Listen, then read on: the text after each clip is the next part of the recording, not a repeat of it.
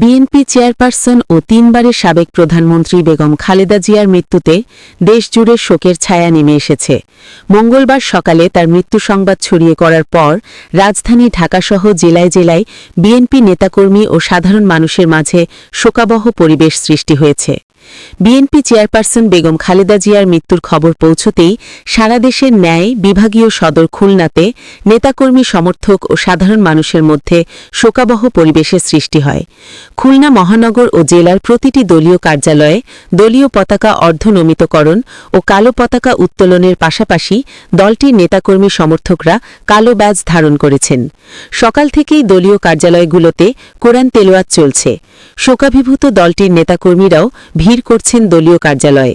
কেন্দ্র ঘোষিত কর্মসূচির সাথে সমন্বয় করে খুলনা মহানগর ও জেলা বিএনপির প্রতিটি ইউনিটে শোক কর্মসূচি পালিত হচ্ছে। বিএনপি চেয়ারপারসন বেগম খালেদা জিয়া ২০০১ সালের ১ অক্টোবর অষ্টম জাতীয় সংসদ নির্বাচনে খুলনা ২ আসনে বিপুল ভোটের ব্যবধানে নির্বাচিত হয়েছিলেন। আমরা প্রত্যাশা করেছিলাম জাতির এই সংকটকালে বেগম খালেদা জিয়াকে খুব বেশি প্রয়োজন ছিল। আমাদের জাতিকে নেতৃত্ব দেওয়া, জাতির প্রত্যেকটি সংকটে তিনি জাতিকে পথ দেখিয়েছেন, নেতৃত্ব দিয়েছেন, আমাদেরকে সঠিক পথে পরিচালনা করেছেন, স্বৈরাচার বিরোধী আন্দোলন করেছেন, বিজয় ছিনিয়ে এনেছেন, সারা দেশে গণতান্ত্রিক ব্যবস্থাকে প্রবর্তন করার জন্য, গণতান্ত্রিক ব্যবস্থা ফিরিয়ে আনার জন্য এই মুহূর্তে দেশের বেগম খালেদা জিয়ার সবচেয়ে বেশি প্রয়োজন ছিল। জাতি তার এই শূন্যতা কখনোই পূরণ হবে না। বাংলাদেশের অভিভাবক আমাদের প্রিয় নেত্রী আমাদের ছেড়ে চলে গেছেন। রব্বুল আলামিনের কাছে ফরিয়াদ করি, এর আরশে আযমের মালিক আমাদের নেত্রীকে আপনি জান্নাতের শ্রেষ্ঠ মাকাম দান করুন। তার রেখে যাওয়া পরিবার, তার দল এবং তার দেশকে আপনি হেফাজত করুন। তার মতো নেত্রী এর আগে আমরা কখনো পাইনি, ভবিষ্যতে পাবো কিনা আমরা কখনো জানি না। এরকম ত্যাগী নেত্রী আমরা কখনোই দেখিনি, যিনি দেশের মানুষ ছেড়ে কখনোই বিদেশের মাটিতে পা রাখতে চাননি।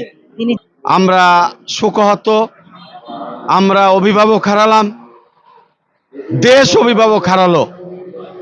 আসলে এটা বলার ভাষা আমাদের নেই। মঙ্গলবার বেলা 11:30টায় রাজশাহী মহানগর বিএনপির উদ্যোগে দলীয় কার্যালয়ে বেগম খালেদা জিয়ার রুহের মাগফিরাত কামনায় কোরআন খতম ও দোয়া মাহফিল অনুষ্ঠিত হয়। এর আগে এদিন সকাল থেকে মহানগরের দলীয় কার্যালয়, নেতাকর্মীদের বাসাবাড়ি ও রাজনৈতিক অঙ্গনে দেখা যায় আবেগঘন পরিবেশ। অনেকে কান্নায় ভেঙে পড়েন। সকালেই শহরের মালোপাড়ায় মহানগর বিএনপির দলীয় কার্যালয়ে নেতাকর্মীদের ভিড় জমতে শুরু করে। দলীয় কার্যালয়ের ভেতর বাইরে শোকাবহ পরিবেশ সৃষ্টি হয়। দেখি গোটা শহর মনে হচ্ছে মৃত হয়ে গেছে, সবার চোখে অশ্রু। বিভিন্ন মোড়ে মোড়ে আজকে তার জন্য দোয়া হচ্ছে, কোরআন তেলাওয়াত হচ্ছে।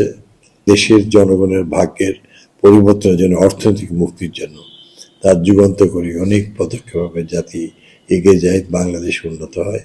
বিশেষ করে আমাদের মায়েরা বোনেরা আজকে যে ব্যাপক শিক্ষার হার এবং কর্মসংস্থানের বিভিন্নভাবে তাদের যে অসামান্য সাফল্য, এটা বেগম খালেদা জিয়ার বিশাল অবদান ছিল। বেগম খালেদা জিয়ার দাদাবাড়ি ফেনী, নানাবাড়ি দিনাজপুর ও শ্বশুরবাড়ি বগুড়ায় সকাল থেকে চলছে শোকের মাতম। দলীয় নেতাকর্মীরা সহ সাধারণ মানুষ খালেদা জিয়ার পারিবারিক বাড়িতে ভিড় করছে। দেশের প্রতিটি জেলায় বিএনপির পক্ষ থেকে দলীয় কার্যালয়ে কোরআন খতম ও দোয়া অনুষ্ঠিত হয়েছে। ডেস্ক রিপোর্ট, বাংলার গেজেট।